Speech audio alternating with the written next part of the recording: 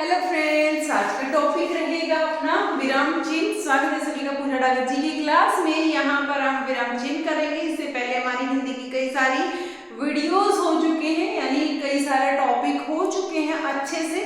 आप किसी भी लेवल पर पढ़ रहे हैं हिंदी को, या स्कूल लेवल में पढ़ रहे हो, या फिर कॉलेज में, या फिर आप कॉम्पिटिटिव एग्जाम के पॉइंट ऑफ व्यू से पढ़ रहे हैं हिंदी के, यहाँ पर अगर आप टॉपिक सारे के सारे देख लेते हैं वीडियोस, तो आपको कहीं और से हिंदी को पढ़ने की जरूरत नहीं पड़ेगी, क्योंकि हम सारे कंसेप्ट अच्छे से क्लियर कर रहे हैं अपनी क्लास में। तो आज विराम चिन्ह रहेगा। इससे पहले वाली वीडियोस अगर आपको देखनी है तो डिस्क्रिप्शन बॉक्स में प्लेलिस्ट का लिंक मिल जाएगा, तो आप देख लीजिएगा। और भी बहुत सारी जो है टॉपिक से रिलेटेड आपको वीडियोस मिल जाएंगी डिस्क्रिप्शन बॉक्स में। HSSC लेवल की भी मिल जाएंगी, हरियाणा के लिए भी जितनी भी वीडियोस बना रखी है प्लेलिस्ट में बना रखी है, प्रीवियस ईयर एग्जाम्स क्वेश्चंस भी वहां पर बना रखे हैं, पढ़ा रखे हैं, तो आप देख लीजिएगा वो भी। और जो है हिस्ट्री की भी अलग से प्लेलिस्ट बनाई गई है, ज्योग्राफी की अलग से, विश्व भूगोल अलग से। तो इस तरह से आपको मिल जाएगा मैटर पढ़ने को बहुत अच्छा। यहाँ से एक ही चैनल पर आपको हर एक जो है सब्जेक्ट का यहाँ पर आपको अच्छा मैटर मिलेगा। और साइंस का भी हमने टॉपिक वाइज साइंस को कवर कर रखा है, सारे एमसीक्यू क्वेश्चंस है, वो भी आप देख लीजिएगा। विराम चिन्ह यहाँ पर स्टार्ट करते हैं। विराम का मतलब क्या होता है? विराम का मतलब होता है रुकना, ठहराव होना। यानी यहाँ पर विराम का मतलब क्या होता है? विराम विराम विराम का मतलब होता है ठहराव, ठहराव, या हम कह सकते हैं रुकना, रुकना। ये होता है विराम का मतलब, ठहराव या रुकना।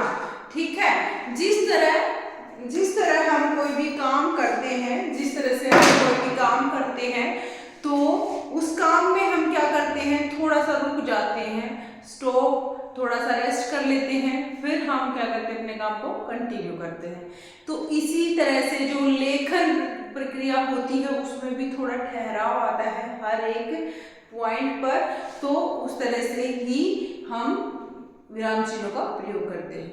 तो यहाँ पर अगर बात करें हम ठहराव की, तो ठहराव जब अगर हम कोई भी काम करते हैं, जिस तरह हम काम करते हैं,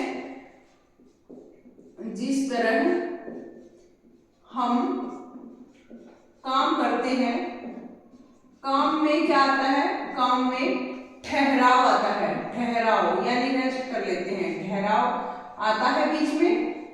उसी तरह से इन जो विराम चिन्ह है, यानी हम जो लेखन प्रक्रिया करते हैं, लेखन क्रिया में भी क्या आता है?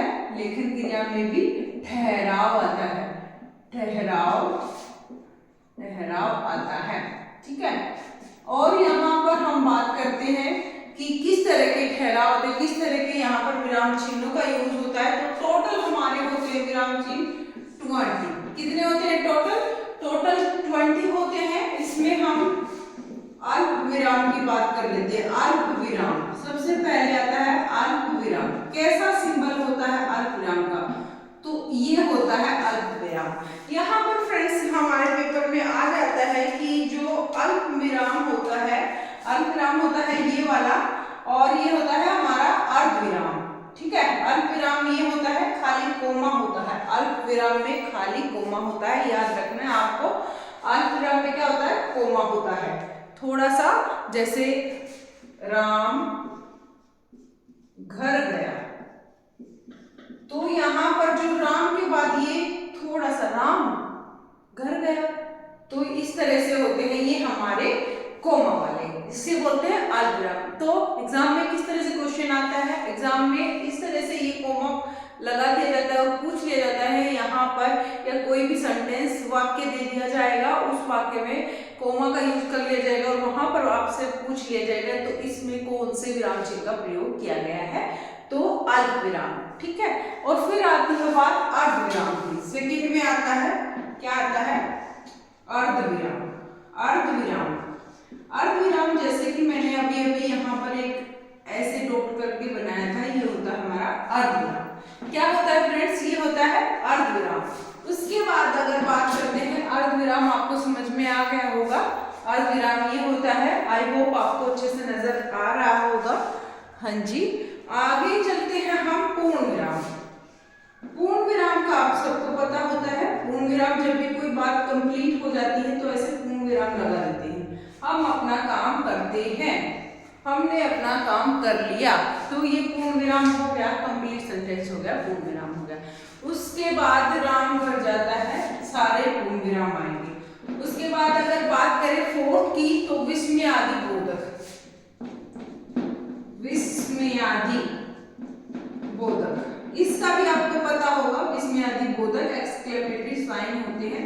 विस्मयादि बोधक क्या होते हैं, इस तरह के होते हैं, ठीक है, ये होते हैं हमारे विस्मयादि बोधक।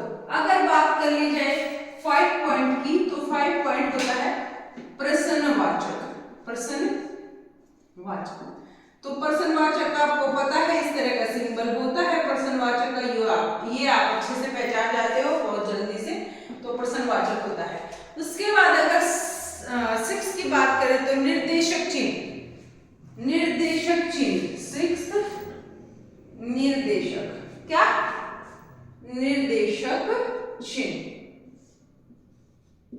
ये निर्देशक चिन्ह होते हैं फ्रेंड्स दो तरह के होते हैं, एक तो संयोजक, संयोजक और एक होते हैं संयोजक और समासिक, ठीक है, समासिक चिन्ह। संयोजक चिन्ह क्या होते हैं, जैसे माता पिता, क्या होता है, जैसे माता पिता, माता पिता, इस तरह के होते हैं, ये संयोजक चिन्ह होते हैं, ठीक है फ्रेंड्स। दिन रात, यहाँ पर हम एक और ले सकते हैं, दिन और रात, ये होते हैं हमारे संयोजक चिन्ह, ठीक है। और यहाँ पर संयोजक और समासिक चिन्ह दो तरह से होते हैं। और फिर आती है बात कोष्टक, 7 की बात आती है यहाँ पर कोष्टक, कोष्ठक। कोष्टक चिन्ह कैसे होते हैं फ्रेंड्स, कोष्टक चिन्ह 3 तरह के होते हैं। एक तो हमारा कोष्टक चिन्ह में आता है सबसे, क्या होता है कोष्टक चिन्ह में सबसे छोटा कोष्टक, सबसे छोटा, छोटा कोष्टक। छोटा कोष्टक क्या होता है फ्रेंड्स, छोटा कोष्टक ये वाला जो होता है, ये वाली ब्रैकेट, इसको बोलते हैं छोटा कोष्टक। फिर आता है मंझला कोष्टक, मंझला कोष्टक। ये कोष्टक कैसा होता है, मंझला कोष्टक, ये होता है हमारा इस तरह से, इस तरह से, ठीक है फ्रेंड्स, ये होता है मंझला। और फिर आती है बड़ा कोष्टक, सबसे बड़ा कोष्टक। ये ब्रैकेट्स का यूज करते हैं सबसे बड़े कोष्टक में, हम किस चीज का यूज करते हैं, ये वाले सिंबल का, देखो ये वाली ब्रैकेट, ठीक है। तो ये होती है हमारी सबसे बड़ा कोष्टक की। याद रखना है, कोष्टक आपको समझ में आ गया। छोटा कोष्टक कैसा होता है, मंझला कोष्टक। तो इस तरह से आपको ये जो है सिंबल दे दिए जाएंगे, एग्जाम में पूछ ले जाएगा ये किस चीज को दिखाता है। तो फिर आती है बात अवतरण चिन्ह, क्या आती है, अवतरण, अवतरण चिन्ह। अवतरण चिन्ह क्या होते हैं फ्रेंड्स, अवतरण चिन्ह इस तरह से जब हम यूज करते हैं कोमास को, किसी चीज को कोमा में ऐसे बंद कर देते हैं तो उसको बोलते हैं अवतरण चिन्ह। तो ये अवतरण चिन्ह होता है और इसको हम उद्धरण चिन्ह भी बोलते हैं, क्या बोलते हैं, उद्धरण, उद्धरण चिन्ह भी इसको बोलते हैं, ठीक है फ्रेंड्स। उद्धरण चिन्ह भी इसको कहते हैं और अवतरण चिन्ह भी इसको कहते हैं। फिर आगे बात करते हैं हम 9th क्वेश्चन, 9th पॉइंट, इसमें आएगा उपविराम, उपविराम। उपविराम क्या होता है फ्रेंड्स, उपविराम इस तरह से हम यूज करते हैं उपविराम। जैसे यहाँ पर अगर राम से बात करें तो राम घर गया, फिर श्याम से बात की, श्याम खाना खा रहा है। तो इस तरह से जब इनका यूज करते हैं तो उपविराम होता है। ये किस तरह का चिन्ह होता है, ये उपविराम होता है, ठीक है, पूरा विराम नहीं होता, उपविराम होता है। फिर बात करते हैं विवरण, यानी विवरण चिन्ह की, विवरण चिन्ह। विवरण जब हम किसी चीज का विवरण करते हैं, विवरण चिन्ह। विवरण चिन्ह कैसा होता है फ्रेंड्स, इस तरह से हम 2 डॉट लगा के ऐसे लिख देते हैं, कुछ भी हम हेडिंग बनाते हैं फिर उसका विवरण चिन्ह इस तरह का का बनता है। आई होप यहाँ तक आपको समझ में आ गया होगा और यहाँ पर आपको दिखाई भी दे रहा है विवरण चिन्ह कैसा होता है। फिर आता है पुनरुक्ति सूचक चिन्ह। पुनरुक्ति सूचक चिन्ह आगे आती है बात 11 की। पुनरुक्ति सूचक चिन्ह, ये आता है हमारा पुनरुक्ति सूचक चिन्ह। क्या पुनरुक्ति सूचक चिन्ह होता है फ्रेंड्स हमारा, किस तरह का पुनरुक्ति सूचक चिन्ह होता है हमारा, ये होता है इस तरह से, ठीक है। पुनरुक्ति सूचक चिन्ह होता है हमारा इस तरह से। और फिर आता है क्या आता है, लाघव चिन्ह। लाघव चिन्ह, लाघव, कौन सा, लाघव चिन्ह। ये कैसा होता है फ्रेंड्स, ये ऐसे होता है, ये गोल होता है लाघव चिन्ह, इसका बहुत ही कम यूज होता है। फिर आती है बात लोप चिन्ह। लोप चिन्ह, लोप चिन्ह, अगर कुछ भी हम जैसे लोप चिन्ह बोले तो इसमें बीच में जैसे हम सरलार्थ लिखते हैं तो बीच में हम इस तरह से कुछ भी लिखे, राम से शुरू करके राम, ऐसे बीच में कर देते हैं डॉट, तो ये लोप हो जाता है। यहाँ पर हम कभी कभी प्लस का भी यूज कर लेते हैं, तो ये जो होते हैं ये लोप चिन्ह होते हैं इस तरह के। और यहाँ पर प्लस का भी कभी कभी यूज कर लेते हैं, तो लोप चिन्ह होते हैं। उसके बाद 14 हमारे यहाँ पर लोप चिन्ह हो गए। लोप चिन्ह के बाद अगर बात करें तो हम यहाँ पर आता है पाद चिन्ह, ठीक है। आगे आता है हमारा पाद चिन्ह, किसका, यहाँ पर क्या सिंबल है इसका, ये वाला सिंबल है, ठीक है, पाद चिन्ह के लिए। उसके बाद आता है दीर्घ उच्चारण चिन्ह। आगे आता है हमारा दीर्घ उच्चारण चिन्ह। दीर्घ उच्चारण, कौन सा, दीर्घ उच्चारण चिन्ह। यहाँ पर दीर्घ उच्चारण चिन्ह कैसा होता है, ये एस की शेप का होता है, ठीक है। दीर्घ उच्चारण चिन्ह इसको बोलते हैं, ठीक है।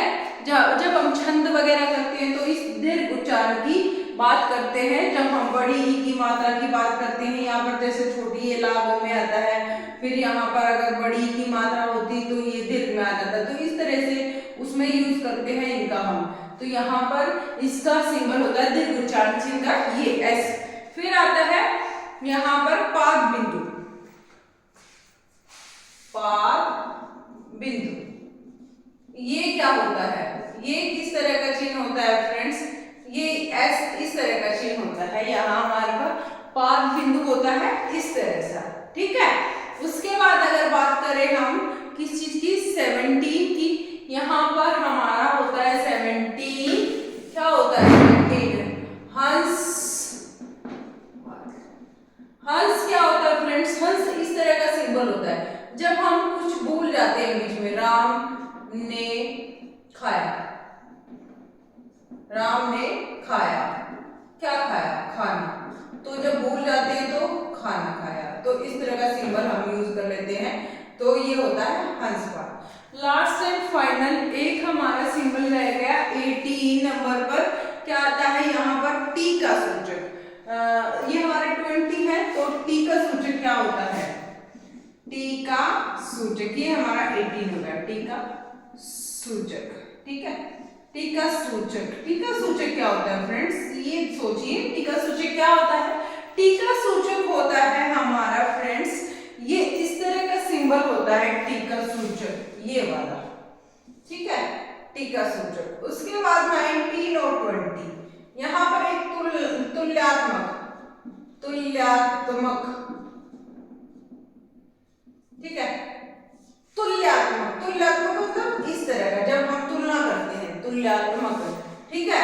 तुल्यात्मक जो होता है वो सिंबल होता है हमारा तुल्यात्मक, इस तरह का सिंबल होता है, दो बराबर के निशान होते हैं तुल्यात्मक में। फिर आता है समाप्ति सूचक। समाप्ति सूचक आता है लास्ट। समाप्ति क्या होता है, समाप्ति सूचक। समाप्ति सूचक क्या होता है फ्रेंड्स, इस तरह से हम समाप्त कर देते हैं और लास्ट में ये हम डॉट लगा के ऐसे लाइन लगा के इस तरह से हम बना देते हैं, समाप्ति सूचक हो जाता है। और हम इसको ऐसे भी कर देते हैं समाप्ति सूचक के लिए।